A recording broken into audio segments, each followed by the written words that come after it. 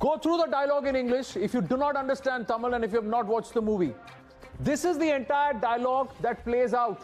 On GST, he says Singapore collects 7% GST and they provide free healthcare services to its citizens. This is the only factoid which perhaps you can say is wrong because they have MediSave and it goes out of their income tax, $1,500 or above, 8 to 10.5%.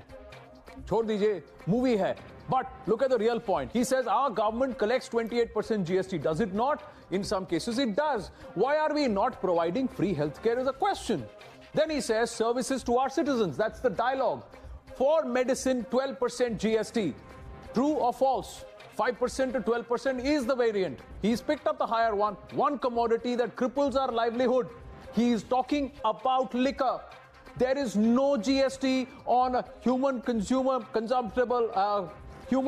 alcohol consumed by humans. Let's put it that way. Alcohol consumed by humans. There is no GST levied. Other taxes are. Then he goes on to say there is oxygen cylinder in one of the government hospitals. No oxygen cylinder in one of the government hospitals. We know which one, don't we?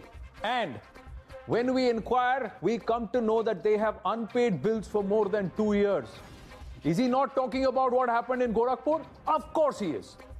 Another government hospital, there is a power cut during a kidney dialysis and 4 people are died because of this. True or false? Don't you remember the case? You do. Then he goes on to say the reason there is no power backup in that hospital. A newborn baby is bitten by a rodent in the hospital.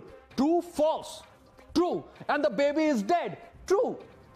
This has happened in our hospitals. This is what he's saying in the dialogue. People are scared about government hospitals instead of disease.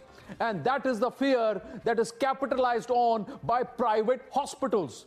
You tell me, what is there to mute about this dialogue? That the BJP has gone overboard, said, mute it.